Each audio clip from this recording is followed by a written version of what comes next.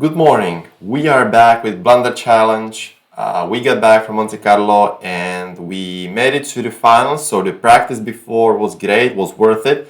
But we are not stopping because we want to win the major tournament. So we can't be making mistakes. We need to keep practicing. So here we are continuing the Blunder Challenge. For those who don't know what Blunder Challenge is, it is a challenge where I will keep playing until I make a mistake, until I make a blunder over 50. So I'll just keep playing. I'm playing on Extreme Gammon and I'll do my best. I'll discuss my moves as I play. If something is interesting, for example, some can consider it interesting, but it's just obvious hit. So that I'm just gonna do. But whenever I consider something to be interesting or worth mentioning, of course I will. So let's see how we do today. By the way, I will not do this challenge every day like I used to before. I will just pick some days and the rest will be positions of the day or maybe something else. Not sure what the schedule is gonna be yet. So 2-1 in this position. I will definitely keep fighting for some kind of point. What's the biggest reward? I want to keep fighting for the 5. I don't want him to make the 5. I don't care about being hit, so this seems like the move I would want to do. Intermediate mistake would be, I guess, to hit on the 7. But, well, why would you really hit on the 7? You don't really gain anything. If opponent rolls a 5 and anchors on the 5, you're not in a good position. 5-2. I think I just made a 3-point. 4-2, alright. Okay, entering on a 4. Ideally, I wanted to stay back. I wanted to stay back on a 24, but I've got no checkers to play with. I don't think I want to be leaving 22 point. I would just give my opponent too many jokers, so I think it could be okay to escape. Yep. And this is not good. We are just dead. I mean, how can we win? 55 pips down.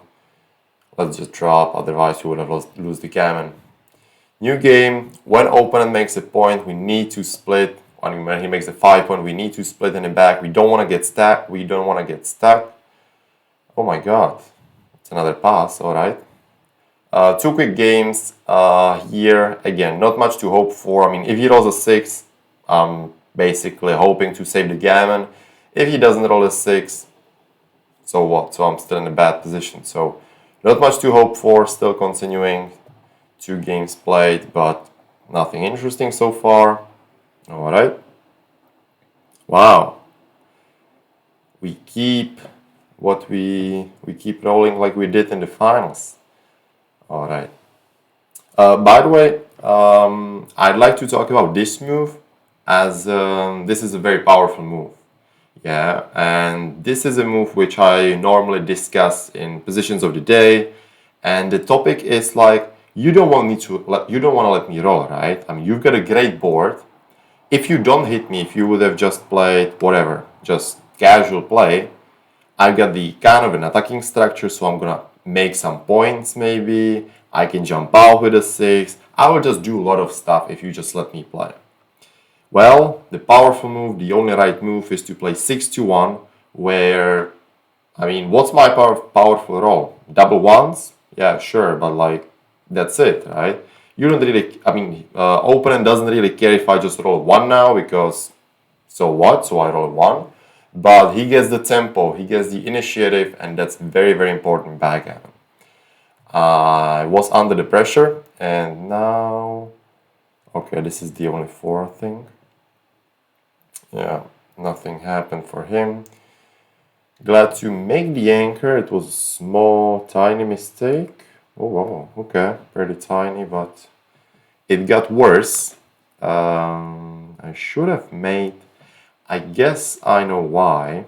So what I did was making the 23 point, right? And usually this is the right idea, like going to the edge of the kind of a prime. But the thing is, what I didn't consider in the speed was that, what do I really want? First of all, I'm leaving few shots, okay. But what I want, of course, I want to be building. I'm building in both cases, right? But the thing is, I can be splitting the one and I can fight for the better point. And I can fight for the better point kind of easily. I'm not satisfied with a 2-point anchor. I just want to go. I mean, if I roll a 2, I want to split.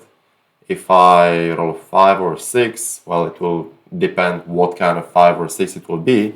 But the key is, I guess, I'm just not as satisfied with a 2-point.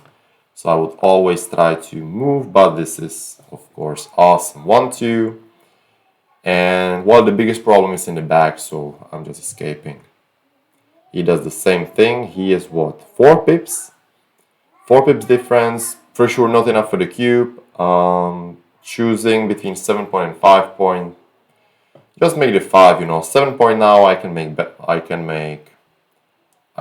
next time, but 5 points more powerful for sure. 6 pips, still nothing, not enough. Because of his home board, I'm definitely not leaving a shot, so this is the idea I'm gonna keep having. 6 pips, well, I think it's still early. I mean, if I was up like 10, I think I would. But considering how much trouble I can have, and I'm not really attacking him that much,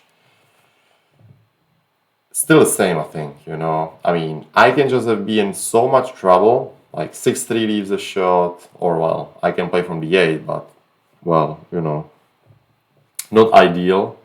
So still, I kind of don't think, well, there we got a 6-3, yeah. So now I have to rethink it again.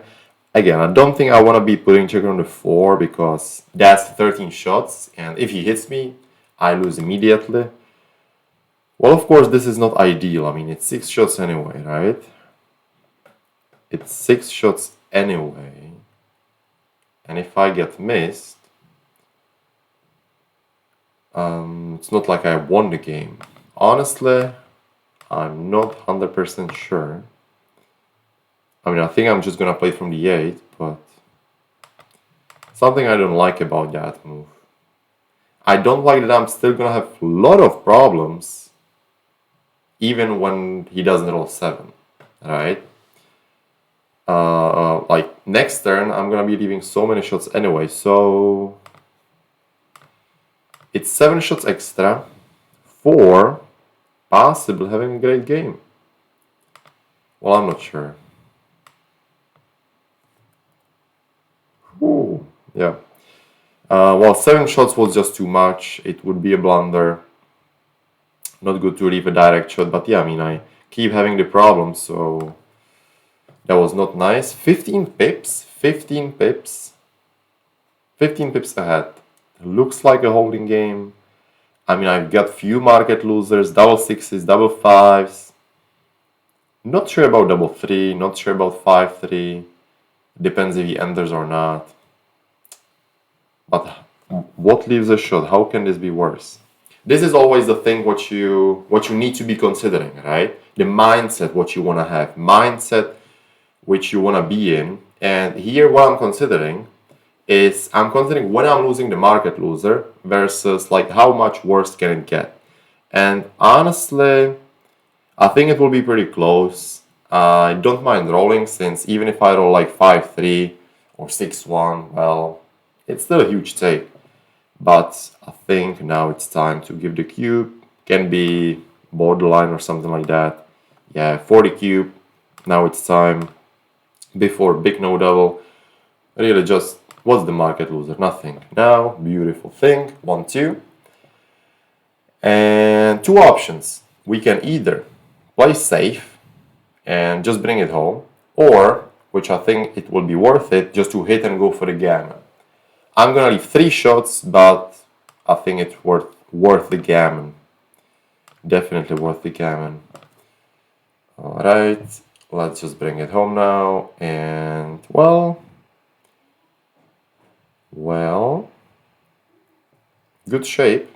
We're taking our revenge. 4-3, aggressively for the gammon. I don't care. 3-1. Just from the back, I will try to keep the 5-point board as much as possible. And there we go. Actually,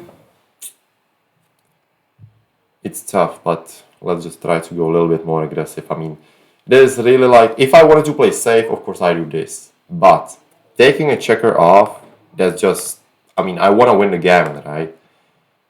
Oh God. 4 is here. Taking it off. Whoops. What was the red, by the way? Oh, it didn't matter. Well, we got punished, but not really punished. I mean, the difference was nothing. Interesting decision to cube, but alright.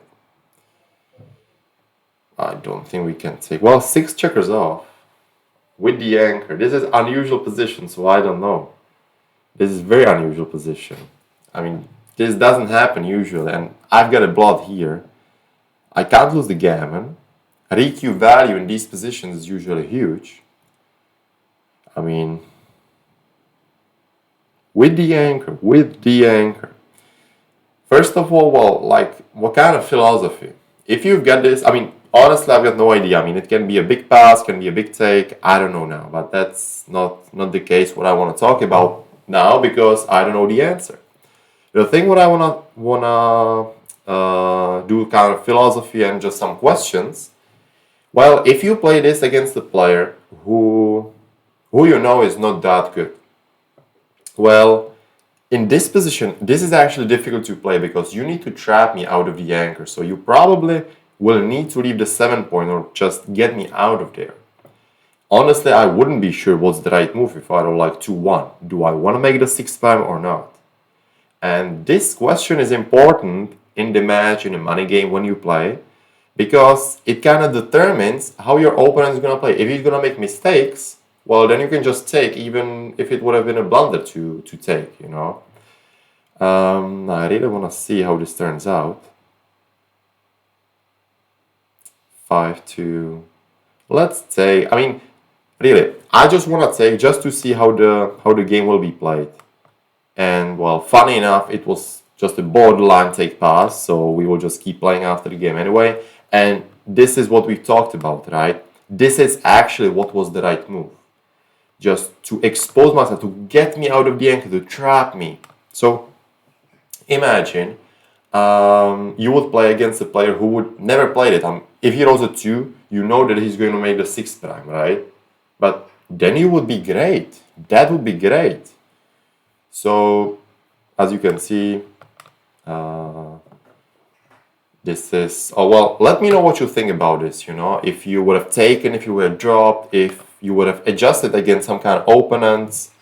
Of course, at the same time, if it's a match, you maybe don't want to play the 4 cube at the same time. So, it all gets tricky, it all depends. You can just adjust however you feel you can. Unfortunately, it's turning bad. Wow, so instead of winning a gammon, we are losing the 4 cube. Damn. We are not on fire. Okay. Doesn't matter much. I'm just gonna press the green button to finish the game for me. Losing after 3 games, 6 points. But we were close. Anyway, playing well so far, continuing well. We can't be that happy as there were not that many decisions, but we will see what we'll have. 6-2. Keep fighting for the good points. That's just most important thing at the beginning. You're fighting for the advantage. 1, 2, 3, 4. Let's go. I'm 50 pips up, so I see no reason why I shouldn't do that. Yep.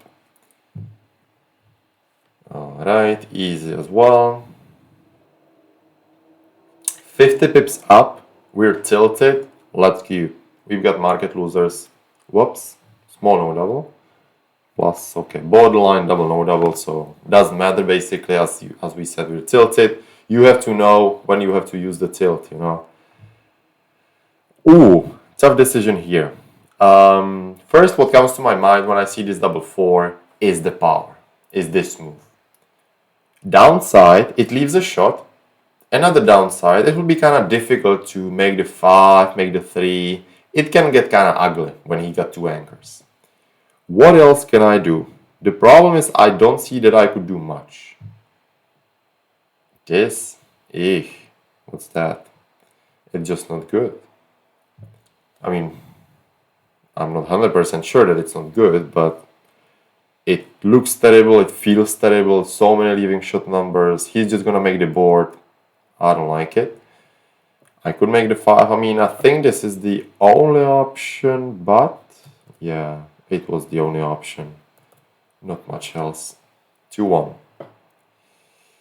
2-1, and it would seem clear. I mean, maybe it's obvious, I don't know. But I don't think I'm gonna play to the 10. Maybe I'm overthinking something, but it just feels... Okay, we know what he's gonna do, right? Making the board. Well, how about us? Our 6s just play terribly. So that's a good thing to notice. So that's why I think this should be the best move. I'm maximizing my chances to make the 5. I don't care if he rolls 1, 6, 4, 6. So let's see. Well, I mean, I'm happy we didn't play 13-10. That would have been a mistake, and that would have been a blunder. So that would be over. There was one more move which, well, I considered in my head, but I didn't think it would be good. But actually, why not, right? Now it's difficult for me anyway to make the 5 point, and I would have to leave a shot anyway. So, sure, why not? But so far so good. 4-2. Yeah, here we are having the tough decisions. I should have slotted. This is like a good lesson. Good lesson to think about slotting always. This is one mistake which I did in UBC, by the way, where I didn't slot and I made 3 consecutive errors in a row. So I should know better. And oh, damn it. I mean, it's terrible if I get hit now. I mean, if that's the thing. I mean, if I slot it now and he hits me, it's like I'm dead. I mean, he's making the 5 prime. I don't have to leave a shot. I mean, I can do, what is it, 6-1, 6-4 still. Oh, this is tricky. I can slot the deuce, which I don't think I want. So many bad numbers. Let's try to keep the idea. Let's try to keep the pace. So let's try not to leave a shot. Yeah, all right.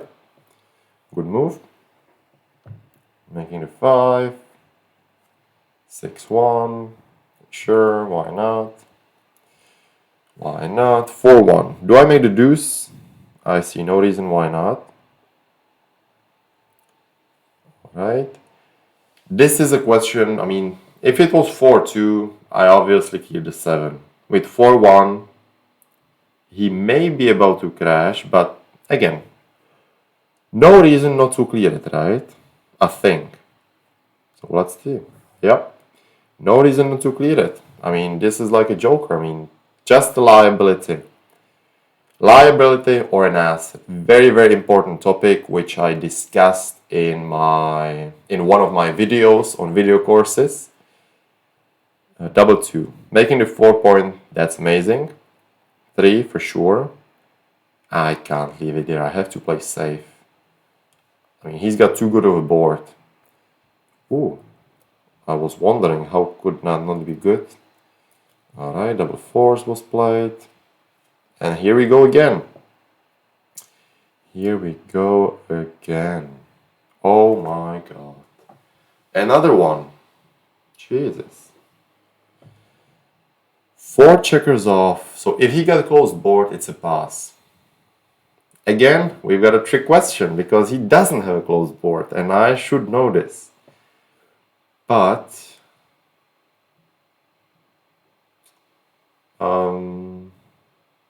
well, now, you know, good thing is that I wouldn't mind finishing this video, but the problem is I really want to make a good decision. Again, I mean, it may be close, right? I mean, 4 checkers off, normally a pass. I mean, he's just gonna close it half of the time. I would have to hit. I mean, I'll take. And it's a blunder, yeah. Ugh. Yeah, okay. Well, okay, maybe I would pass normally again, yeah. Even though it was long enough, the video, even though I was happy with the performance, when I make a blunder, which is like kinda not overthinking, but not knowing what I should have known, or even if I knew, well, I just made the wrong decision. It always disappoints when you just try, right? Because imagine we are practicing for UBC. That's what we are doing. That's what Blunder Challenge focuses on now. Focusing on UBC, playing our best, and these mistakes, even though you feel them, even though then you say, oh, sure, it's the right decision, it always hurts because I shouldn't be making them, and well, not if I want to win. So that's the problem. But anyway, thanks for watching. Let me know how you did, and let me know what you think about that 4 cube in the previous game. Very interesting, and I'd be happy to hear your comments. So see you soon.